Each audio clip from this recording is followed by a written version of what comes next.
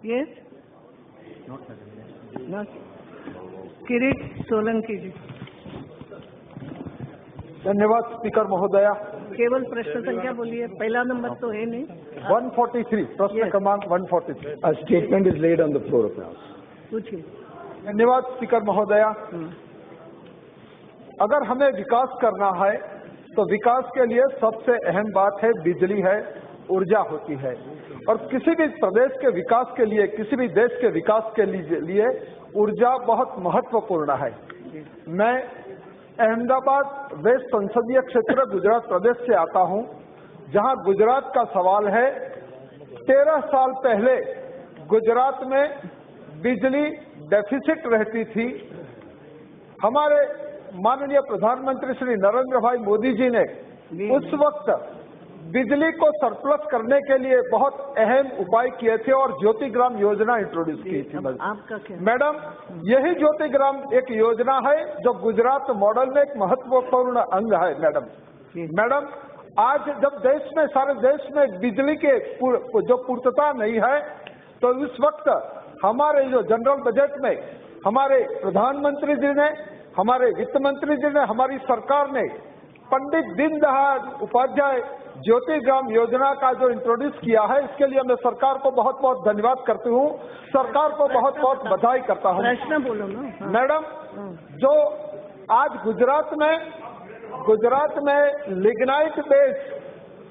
Lignite base बिजली का मथक south Gujarat में प्रस्तावित करने के लिए गुजरात सरकार ने एक अहम सुझाव केंद्र सरकार को दिया है।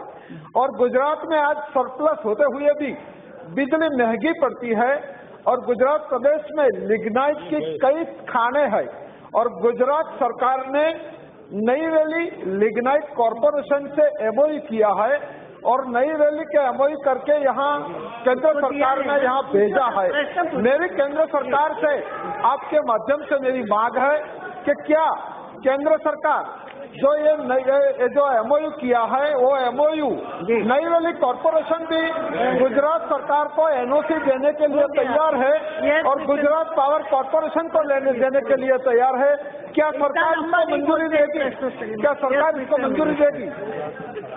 धन्यवाद। आपने जो ये गुजरात की स्कीम के बारे में बताया, मैं जरूर अवश्य कहूँगा कि आज गुजरात कुछ राज्यों में से एक है जिसमें 0% शॉर्टफॉल है बिजली की। और सेपरेट फीडर लाइन जो गुजरात ने की ज्योतिर्ग्राम योजना में, उसका एक बहुत महत्वपूर्ण योगदान रहा है बिजली की समस्या रिजॉल्व करने में। जहाँ तक आपकी लिग्नाइट ब्लॉक्स का सवाल है, 3-4 ब्लॉक्स के रिवाइज माइनिंग प्लान सरकार गुजरात सरकार की तरफ से आए हैं। उस पर कुछ क्वेरीज रेज की गई हैं। गुजरात सरकार जितना जल्दी उनका जवाब देगी, उतनी जल्दी इसका एलोकेशन किया जा सकता है। क्या बात करें? प्लीज प्रश्न उसी के संदर्भ में प्लीज। Yes, second question. मैं माननीय मंत्री जी से पूछना चाहूंगा। मैडम, मैं यही पूछता हूँ, मैं माननीय मंत्री जी से पूछना चाहूंगा कि बिजली प्रोडक्शन के लिए राज्यों को नजदीक के कोल क्षेत्र से जो कोल आवंटित किया जाता है, जहां तक गुजरात का सवाल है, गुजरात को ईस्टर्न कोल ब्लॉक से कोल आवंटित किया जाता है। मैं मंत्री जी से आप प्रश्न डालें प्लीज, ये नहीं होता है। मैं मंत्री जी से, अगर उनका प्रश्न है तो उन्हें मिलेगा। मैं मंत्री जी से निवेदन करता हूं, मैं उनको प्रार्थना करता हूं कि क्या गुजरात को वेस्टर्न कोल बेल्ट से कोल का आवंटन किया जाएगा? प्लीज नो आपने प्लीज आप मत बोलिए, यू नो दिस वेल। माननीय सांसद ने जो सवाल पूछा है, यस माननीय सदस्य जी का सवाल एकदम अहम है। इसकी अगर भूमिका में जाए तो कई वर्षों से बिजली की जो लिंकेजेस दी गई है वो अन्य टाइम पे अलग अलग खानों से जहां अवेलेबिलिटी थी उसके हिसाब से दी गई है। गुजरात में सबसे नजदीक जो खान है वो वेस्टर्न कोलफील्ड लिमिटेड में है। वेस्टर्न कोलफील्ड लिमिटेड में कोयले का जितना प्रोडक्शन है वो ज्यादा करके महाराष्ट्र और नजदीकी जो इलाके हैं, नजदीकी पावर प्लांट्स, उनको कई वर्षों से मिलता रहा है।